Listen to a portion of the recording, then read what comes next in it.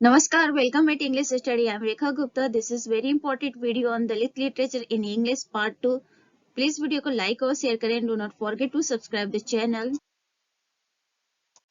In this video, we will discuss on important books related to Dalit literature.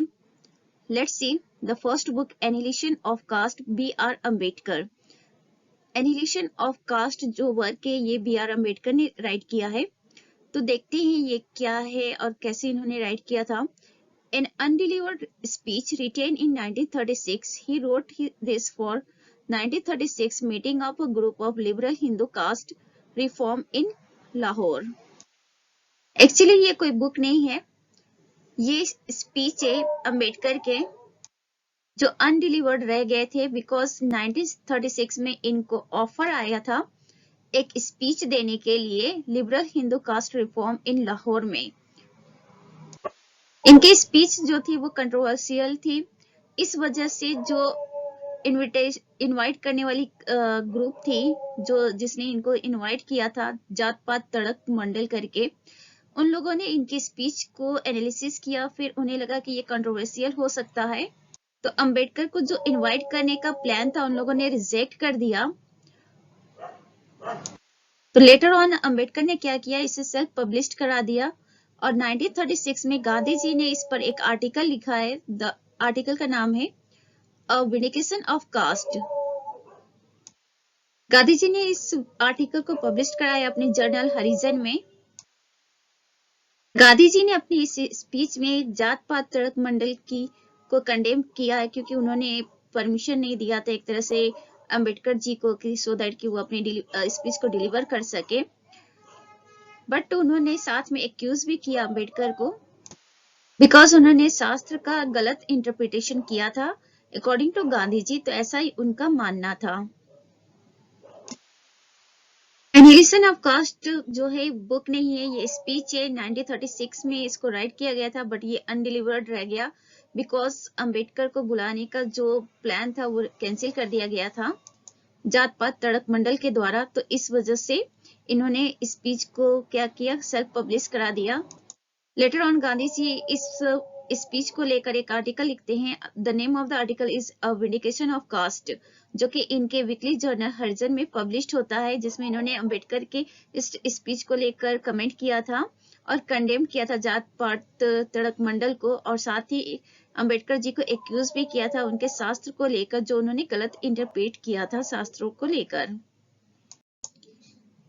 In the second edition of the book, Ambedkar replied to Gandhi's comment published in 1937 as Annihilation of Caste with a reply to Mahatma Gandhi. अपने second edition में अंबेडकर ने reply किया था गांधी जी को और कहा था कि 1937 में ये सेकेंड एडिशन आया था इसका, और टाइटल क्या था इसका, annihilation of caste with a reply to Mahatma Gandhi. तो गांधी जी ने जो इनको एक्यूज किया था शास्त्र का गलत इंटरप्रेट करने के लिए, तो उसको लेकर इन्होंने गांधी जी को रिप्लाई किया था अपनी सेकेंड एडिशन में.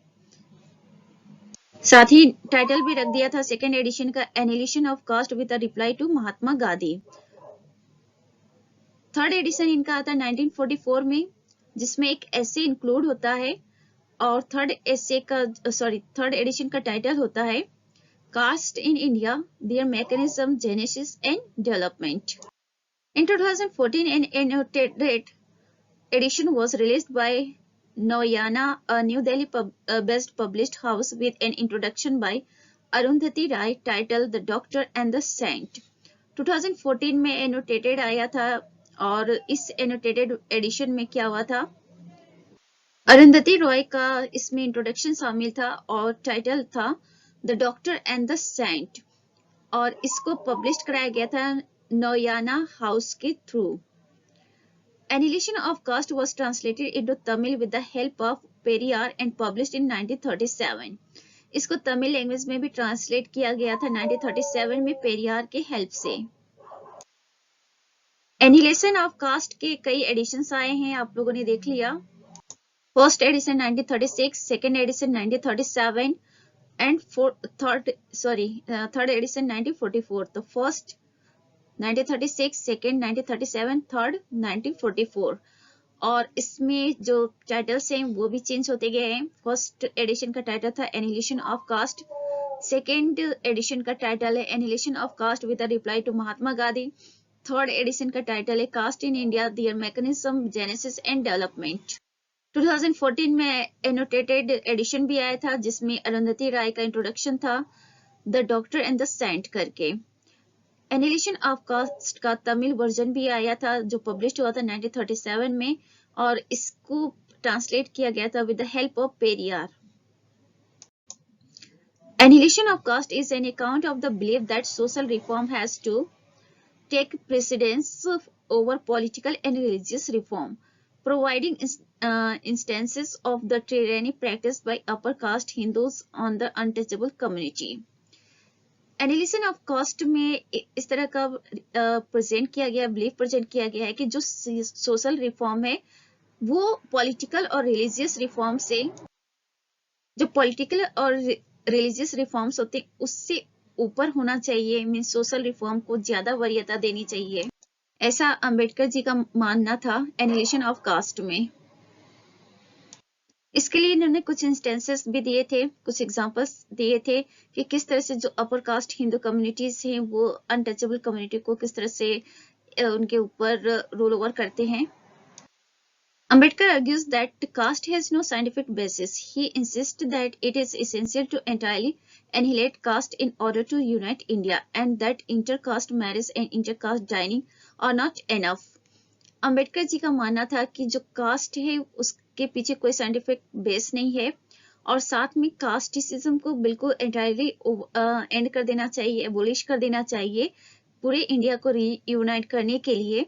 साथ ही इनका मानना है कि इंटरकास्ट मैरिज और इंटरकास्ट डाइनिंग एनफ नहीं है इस चीज को करने के लिए, मींस कास्टिसिज्म को खत्म करने के लिए। He says that it is necessary to destroy the religious notions upon which caste is founded. इनका ये मानना था कि बहुत जरूरी है जिस बेस पर कास्टिसिज्म की जो बीज पड़ी थी और उस चीज को ही खत्म करना। तो कास्ट के पीछे जो भी रिलीजियस नोशन है उसको डिस्ट्रॉय कर देना चाहिए, तभी कास्टिसिज्म जो चीज है वो डिस्ट्रॉय हो सकता है इंडिया से। He said that in our country caste is not just a division of labour, it is a division of labourers. साथ ही उनका ये कहना है कि कंट्री में जो कास्ट है वो लेबर का डिवीजन नहीं करता है बल्कि लेबरर्स का डिवीजन करता है। तो बहुत अच्छे से फैक्ट्स को प्रेजेंट किया है यहाँ पे एनिहिलेशन ऑफ कास्ट में अंबेडकर जी ने। उन्होंने ये कहा है कि पॉलिटिकल और रिलीजियस रिफॉर्म से पहले सोशल रिफॉर्म होना चाहिए, और इसके पीछे उन्होंने कुछ एग्जांपल्स भी प्रेजेंट किए हैं कि किस तरह से अपर कास्ट ने लोअर कास्ट के ऊपर टिरेनी मींस अत्याचार किए, और उनका मानना यह है कि कास्ट के पीछे कोई साइंटिफिक बेस नहीं है, तो इसको पूरी तरह से खत्म कर देना चाहिए, और इसके लिए जो इंटरकास्ट मैरिज और इंटरकास्ट डाइनिंग है वही एनफ नहीं है। साथ ही कास्ट के पीछे जो भी रिलीजियस नोशन है उसको डिस्ट्रॉय कर देना चाहिए, सो दैट कि कास्ट की जो जड़ है वो खत्म हो जाए। और उनका मानना है कि कास्ट जो है कंट्री में लेबर को तो डिवाइड करता ही नहीं है, साथ में जो लेबरर्स हैं उनको डिवाइड कर देता है, मतलब लेबर को डिवाइड करने के बजाय लेबरर्स को डिवाइड कर देता है। बेस्ट कोट देख लेंगे एनिहिलेशन ऑफ कास्ट से, there is no doubt in my opinion that unless you change your social order, you can achieve little by way of progress.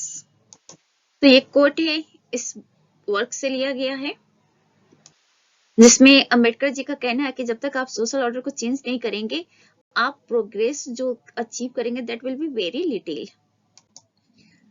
Next work we will discuss on Joothan, very important work by Om Prakash Valmiki.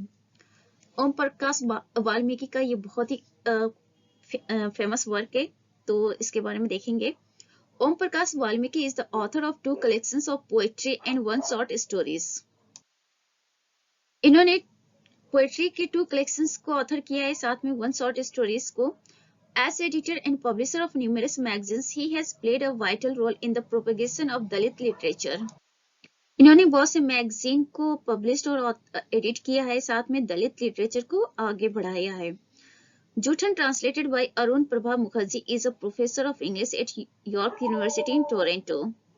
Judson को translate करने वाली हैं Arun Prabha Mukherjee. She is the professor at York University of in Toronto और English के professor हैं। She is the author of Post-Colonialism, my living and oppositional aesthetics. Arun Prabha Mukherjee ने जूठन को translate किया है, इन्होंने ऑथर भी किया। पोस्ट कॉलोनियलिज्म इनका वर्क है, जिसका पूरा टाइटल है post colonialism, my living and oppositional aesthetics. Besides Joothan 1997, Valmiki published 3 collections of poetry। देखिए 1997 में जूठन के अलावा इन्होंने 3 collections पोएट्री के दिए थे, जिसमें सदियों का संताप 1989, बस बहुत हो चुका 1997 एंड अब और नहीं 2009। He also wrote 2 collections of short stories, the name of that Salam 2000 and घुसपैठिये 2004। तो ये ओम प्रकाश वाल्मीकि के कुछ इंपॉर्टेंट वर्क्स हैं, इन्हें एक बार बस देख लेंगे, ये बहुत ज्यादा इंपॉर्टेंट नहीं है। मेन इंपॉर्टेंट इनका वर्क है जूठन, जिसके बारे में आपको डिटेल में नॉलेज होना चाहिए, बट इन्हें भी एक बार आप लोग जरूर देख लेंगे।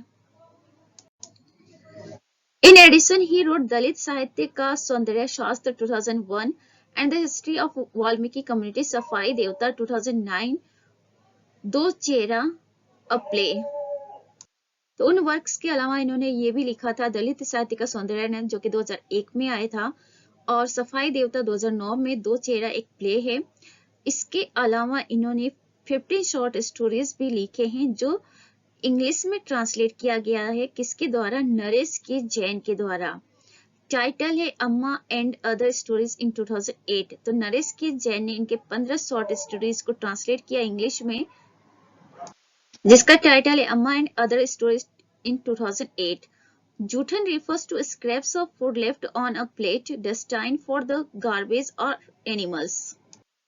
जूठन हिंदी वर्ड है, जिसका मतलब होता है लेफ्ट ओवर फूड, मीन्स वो खाना जो छोड़ दिया गया हो थाली में, जो गार्बेज में जाएगा या एनिमल को दिलाएगा। India's untouchables have been forced to accept and eat Joothan for centuries। जो इंडिया के अनटचेबल्स थे, उन्हें सेंचुरीज तक जूठन खाने के लिए मजबूर किया गया था। And the word encapsulates the pain, humiliation and poverty of the community forced to live at the bottom। और इस तरह से उन्हें बिल्कुल समाज में, सोसाइटी में सबसे निचले स्तर पे रहने के लिए मजबूर होना पड़ता था।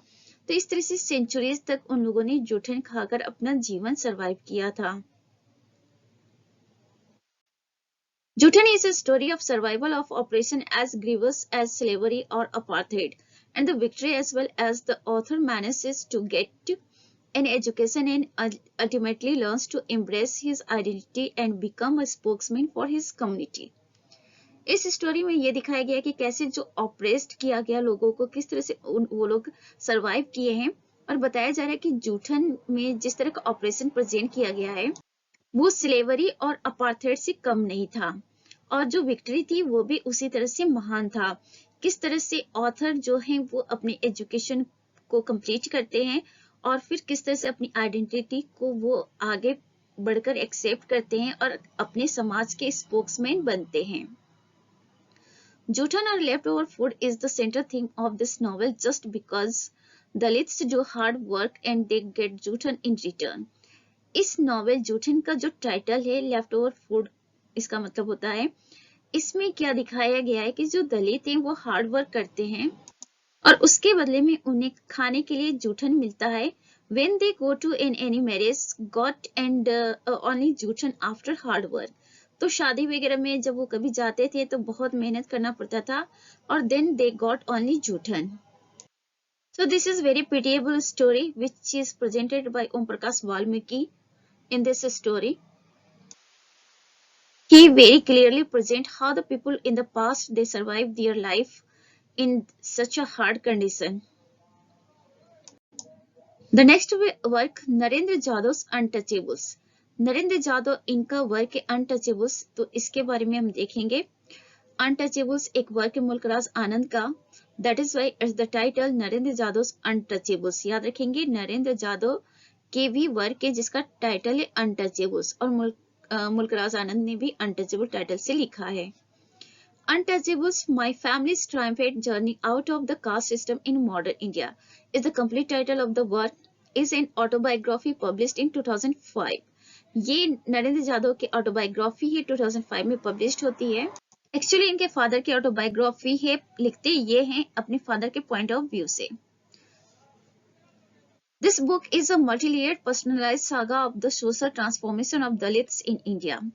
At one level, it is loving tribute from a son to his father. At another, it gives an intelligent appraisal of the caste system and traces the story of the awakening of Dalits, traversing three generations. At another level, it is reflective of the aspirations of the millions of Dalits.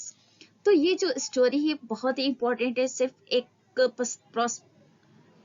तरफ से नहीं, different perspective से ये बहुत ही important story है। कैसे एक सन जो है अपने फादर को ट्रिब्यूट करते हैं, और साथ ही यहाँ पे ये भी दिखाया गया है कि कैसे जो अवेकनिंग ऑफ दलित्स को इस स्टोरी में ट्रेस किया गया है, 3 जनरेशन से वो दलित जो फेस कर रहे हैं उससे ऊपर कैसे उठ के आते हैं, कैसे स्ट्रगल करते हैं। तो एक फैमिली की स्टोरी को दिखाया गया है, एक दलित फैमिली के स्ट्रगल को दिखाया गया है, जो इंस्पायर्ड होते हैं किससे, B.R. अम्बेडकर से। B.R. अम्बेडकर बहुत लोगों के लिए रोल मॉडल रहे हैं, बहुत लोगों को उन्होंने मोटिवेट किया है और लोगों ने अपनी लाइफ को इम्प्रूव किया है उनके मोटिवेशन से। The author's father Damodar Runjaji Jadhav comes to Mumbai to escape the tyranny of the upper caste in his native village Ozar, Nasik. Author के फादर दामोदर रुंजाजी जादव जो है मुंबई आ जाते अपने गांव को छोड़कर, because there were very rough condition of their family, they have to face the tyranny of the upper caste. Awakening of self consciousness is the main theme of the book.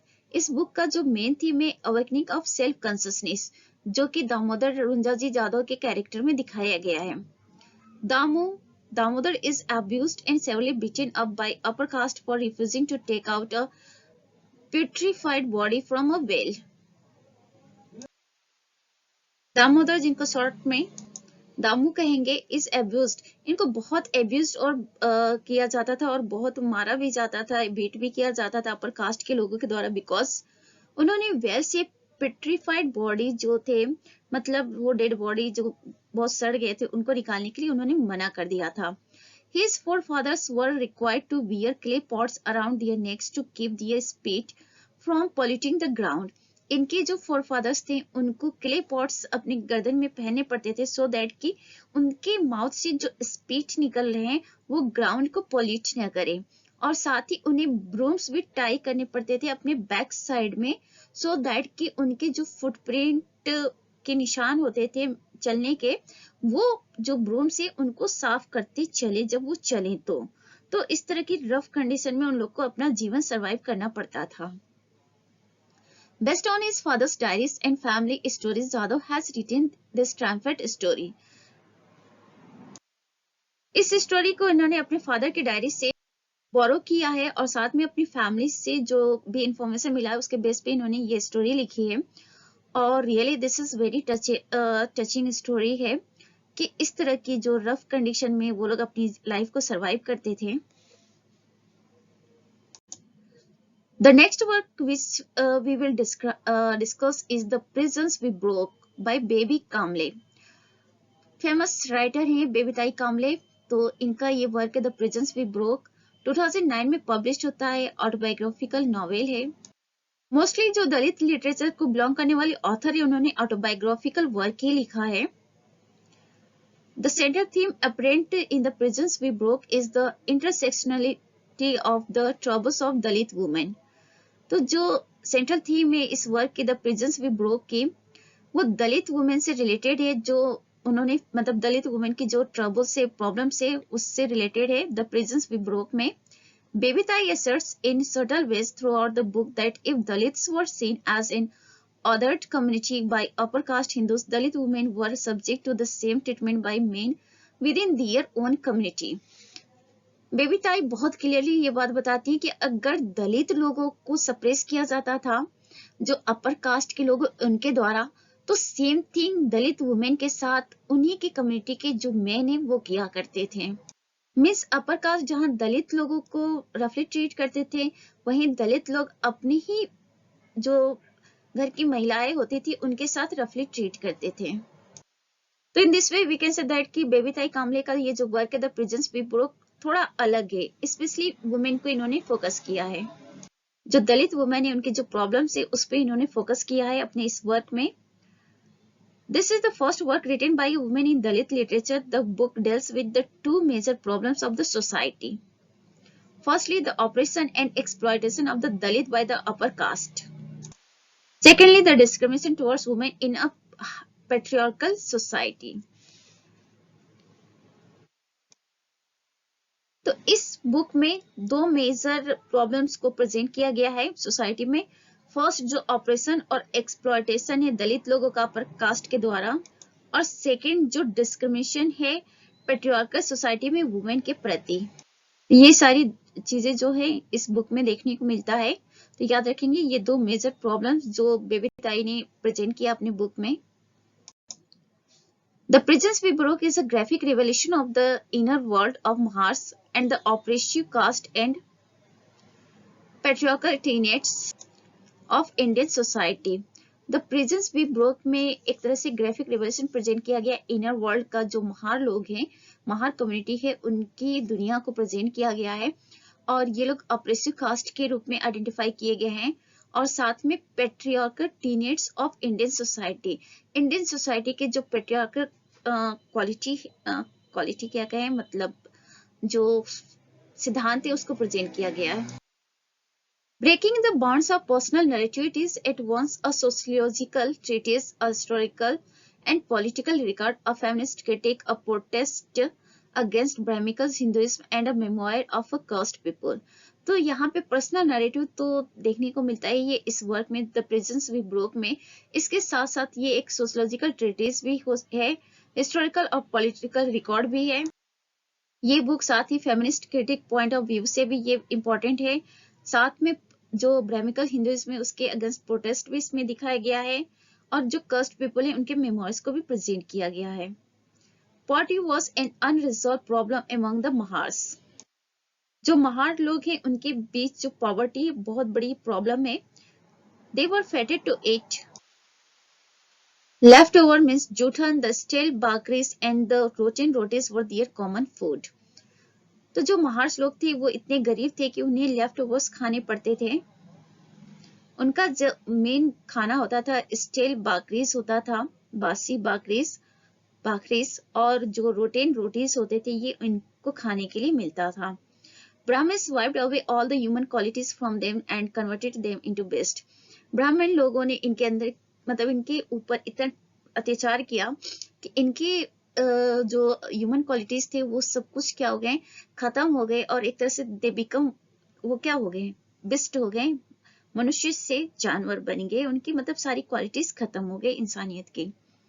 तो इस तरह की रफ जिंदगी में दे were living their life.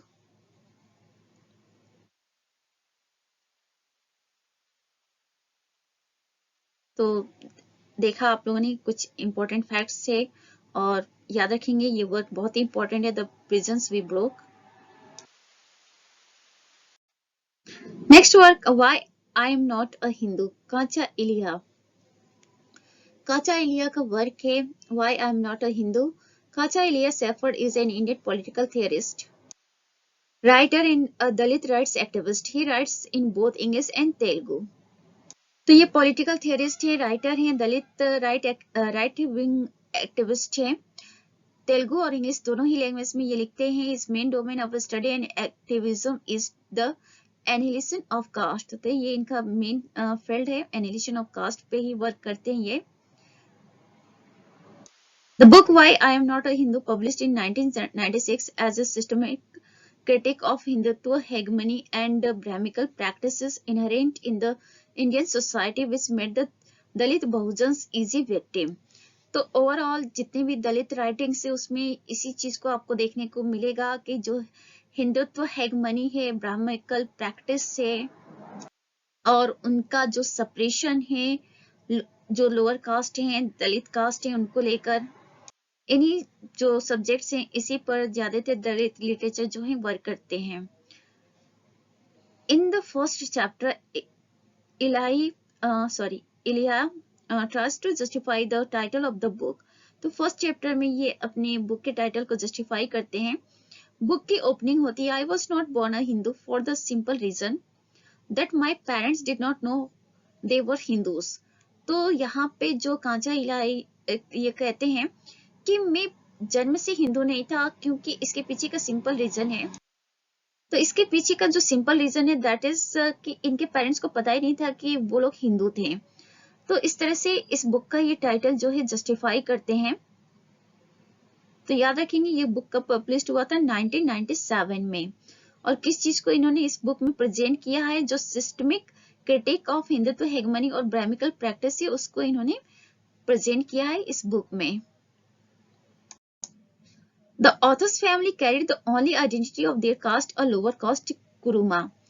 Author की जो family थी एक ही आइडेंटिटी लेकर चलती थी, और उनकी पहचान क्या थी कि वो लोअर कास्ट को बिलोंग करते हैं और उनका कास्ट है कुरुमा, और वो हिंदू है, ऐसी उनकी कोई आइडेंटिटी नहीं थी। इलाइया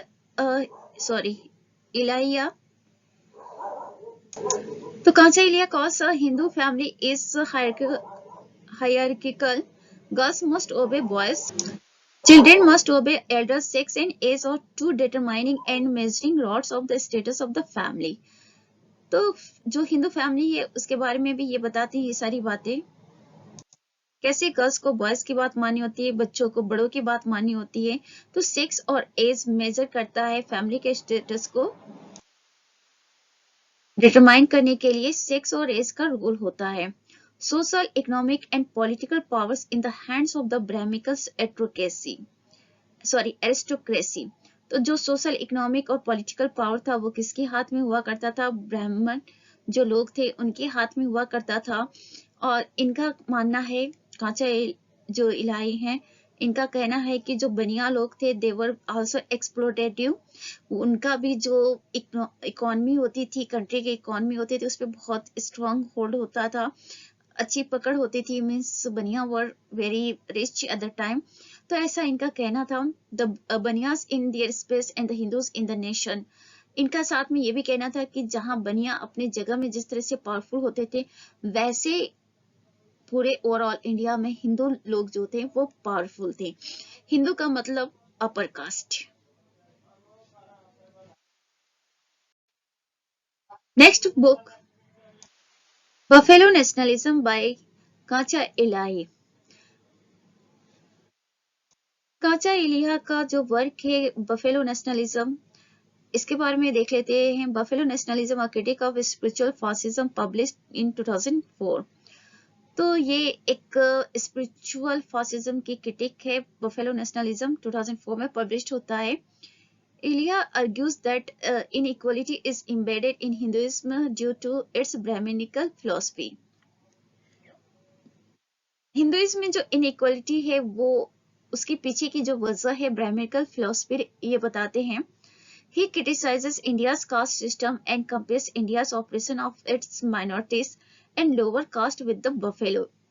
इंडिया के कास्ट सिस्टम को और फिर इंडिया के जो लोअर कास्ट का सप्रेशन है, इसके माइनॉरिटीज के ऊपर जो ऑपरेशन है, एक तरह से उनको जो सप्रेस किया जाता है, उसकी कंपेयर इन्होंने की है बफेलो से, कि मतलब इनकी लाइफ स्टाइल क्या हो गई है बफेलो की तरह। बफेलो नेशनलिज्म में बफेलो की तरह इनको ट्रीट किया जाता है। He refers himself as Shepherd, which is a subtle note to his comfortable and proud adherence to his sheep grazing caste imposed by Brahmins. ये खुद को सेफर्ड बताते हैं।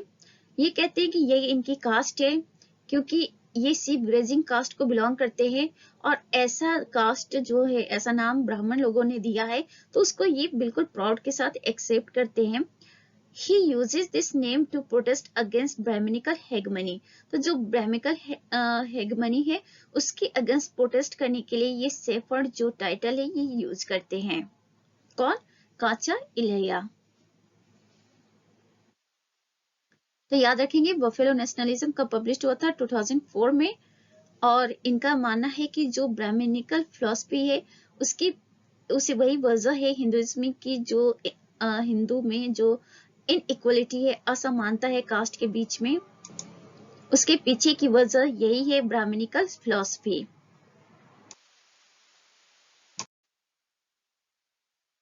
इलिया reverberates about the namely modern Hindu society which has not shown meager signs of modernity since it was formed. इनका मानना है कि जो हिंदू सोसाइटी जो अपने आप को मॉडर्न मानती है वो सिर्फ नाम की मॉडर्न है, एक्चुअली जब से ये फॉर्म हुई है उसमें ऐसी कोई मॉडर्निटी के साइन नहीं दिखते हैं।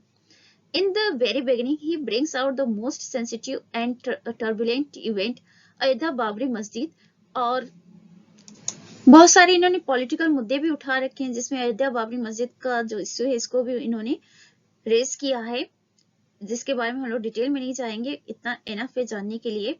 We mentioned Krishna saying of Chaturvana in Gita, after reading Gita, Dalit Bahujan cannot change anything about the scripture. इन्होंने जो कृष्णा का वो जो लॉर्ड कृष्णा है उन्होंने जो कुछ कहा है चतुर्वर्ण गीता में चतुर्वर्ण को लेकर, तो उनका मानना है कि इससे तो और ज्यादा कास्टिसिज्म जो है वो आगे बढ़ेगी, उसको मतलब एक तरह से मोटिवेशन मिलेगा। तो ये कहते हैं कि अगर गीता को दलित बहुजन रीड भी कर लें अच्छे से तो भी वो उस स्क्रिप्चर को चेंज नहीं कर सकते हैं। उसी तरह से जिस तरह से ओल्ड टेस्टामेंट का ट्रांसफॉर्मेशन न्यू टेस्टामेंट के रूप में हुआ है, तो कोई बहुत चेंजेस नहीं आ पाएगा, ऐसा इनका कहना है। तो बहुत ज्यादा ये पॉलिटिकल मुद्दे को लेकर यहाँ पे उठाए हैं, बहुत क्रिटिसिज्म इन्होंने प्रेजेंट किया है, बट इतना हमारे लिए एनफ है ये जानना कि वो कौन सी ऑथर है जिन्होंने अयोध्या बाबरी मस्जिद को का जिक्र किया है, और साथ में कृष्णा के जो चतुर्वर्ण है उसके बारे में भी उन्होंने जिक्र किया है, साथ में ओल्ड टेस्टामेंट और न्यू टेस्टामेंट के बारे में भी कहा है। तो इतना इनके बारे में जानना जरूरी है। Next work doctor Ambedkar and untouchability by Christophe Jaffrelot. जो क्रिस्टोफर जैफरलट हैं, इनका वर्क है डॉक्टर अंबेडकर एंड अनटचेबिलिटी। इस वर्क के बारे में भी बहुत ज्यादा नहीं जानना है क्योंकि डॉक्टर अंबेडकर की ये बायोग्राफी है और इनके बारे में हम लोग काफी कुछ जानते हैं, तो थोड़ा सा देख लेते हैं जो इम्पोर्टेंट पॉइंट है। 2005 में ये वर्क आता है। जैफरलट की ये बायोग्राफी है बी आर अम्बेडकर के बारे में, जो कि पॉलिटिशियन है, इंडिया के ग्रेट पॉलिटिशियन है, और हिस्टोरिकल पॉइंट ऑफ व्यू से तो इनकी स्टडी करना इम्पोर्टेंट है ही है। साथ में इन्होंने जो भी सोशल रिफॉर्म को लेकर आगे वर्क किया है उसके लिए भी ये बहुत फेमस है और एक तरह से इम्पोर्टेंट है इनको रीड करना। Unlike other Dalit leaders or even Bhakti saints, Ambedkar did not try to reform Hinduism, but to liberate himself and others like him from it. तो जो दूसरे दलित लीडर्स हैं और भक्ति सेंट्स हैं उनकी तरह अंबेडकर ने हिंदुइज्म को रिफॉर्म करने का कोई कोशिश नहीं किया है, बल्कि वो खुद उससे अलग अपने आप को डिटेच कर लिए हैं।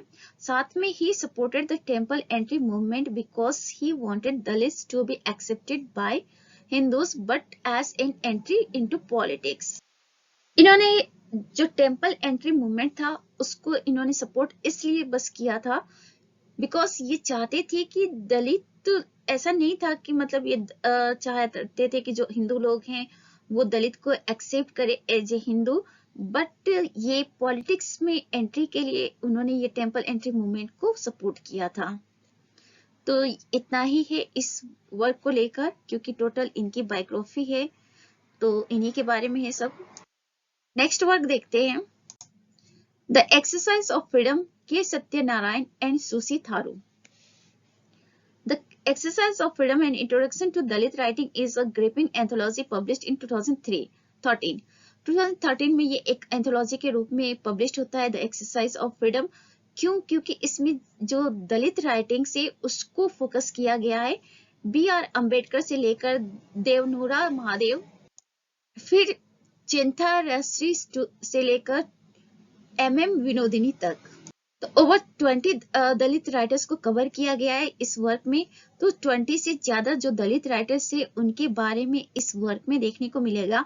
तो this is anthology of Dalit literature, जिसमें ये कहा गया है कि दलित लिटरेचर मेरली दलित लिटरेचर नहीं है, लिटरेरी प्रैक्टिस नहीं है, बट ये सोशल मूवमेंट भी था।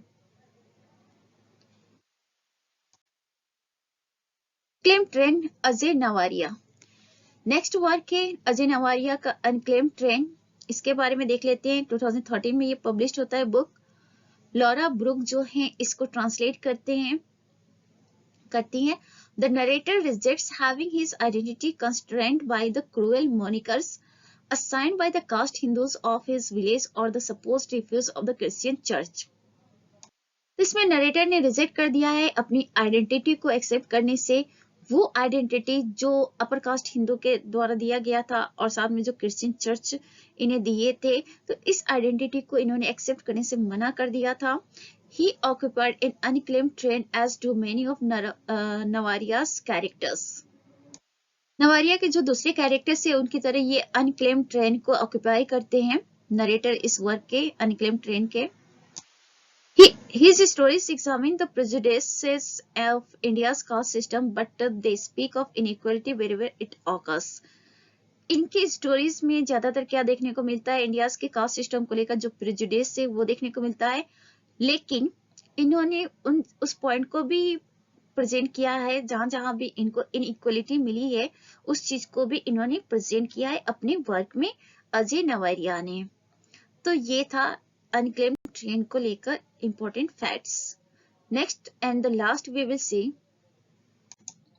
The persistence of caste Anand Teltumbde. Anand Teltumbde जो है इनका वर्क है द परसिस्टेंस ऑफ कास्ट। ये एक इवेंट को बिलोंग करता है। इवेंट क्या था? The Khairlanji murders and India सीडेड अपार्थाइड पब्लिश्ड इन 2010। 2010 में ये बुक पब्लिश होता है। इसमें खेरलांजी मर्डर्स का जो इवेंट होता है उसको प्रेजेंट किया गया है। एक तरह का ये ब्रूटल मर्डर होता है of entire Dalit family in 2006। तो 2006 में एंटायर दलित फैमिली का ब्रूटल मर्डर हो जाता है। उसी पर बेस्ड ये वर्क है the persistence of caste, to explore the myth that caste is a feudal relic and argues that it has been well assimilated not only by capitalist India but also globalizing India। इस work में इन्होंने बताया कि जो cast की myth है ना वो feudal relic है, उसका कोई वैल्यू नहीं है और उसके पीछे कोई साइंटिफिक बेस नहीं है, ऐसा इनका मानना है। और साथ में ये आर्ग्यूज भी करते हैं कि इसको जो कैपिटलिस्ट इंडिया इसने इसको बहुत ज्यादा मतलब कास्टिसिज्म को बढ़ावा दे दिया है और ग्लोबलाइजिंग के लिए भी। तो ये सारे फैक्ट्स थे। दलित लिटरेचर में अभी तक हम लोगों ने क्या देखा, जो दलित राइटर्स जो उन्होंने अपनी अगर ऑटोबायोग्राफी लिखा है तो उन्होंने जो फेस किया है या उनकी फैमिली ने उसको प्रेजेंट किया है, तो उसे अलग अलग वे में प्रेजेंट किया है, बट सभी लोगों का देखा जाए तो ओवरऑल एक ही थीम था, जो सेपरेशन था लोअर कास्ट का अपर कास्ट के द्वारा, उसी चीज को प्रेजेंट किया है। वहीं पे बेबीताई कामली ने वुमेन को लेकर उठाया है सवाल, मीन्स जो दलित वुमेन थी उनको किस तरह से दलित मैन ही उनको साथ क्या करते थे, ट्रेनी का नेचर वो ट्रीटमेंट करते थे, ट्रेनी की तरह व्यवहार करते थे, अत्याचार करते थे। तो इस तरह से थोड़ा बहुत चेंजेस हैं, बाकी ओवरऑल इन लोगों के सब्जेक्ट सेम है, थोड़े चेंजेस हैं, अपनी बातों को कहने के तरीके अलग हैं। थोड़ा डिस्टरबेंस हुआ है उसके लिए सॉरी। और इसी के साथ तो वीडियो को एंड करना चाहते हैं बिकॉज मुझे लगता है कि लगभग इंपॉर्टेंट फैक्ट्स कवर हो चुके हैं और थोड़ा फास्ट भी जाना था बिकॉज वीडियो लंबा हो रहा था। तो बस इतना ही आज के लिए। Thanks for watching, be happy, keep smile और लाइक सब्सक्राइब शेयर करना बिल्कुल ना भूलें।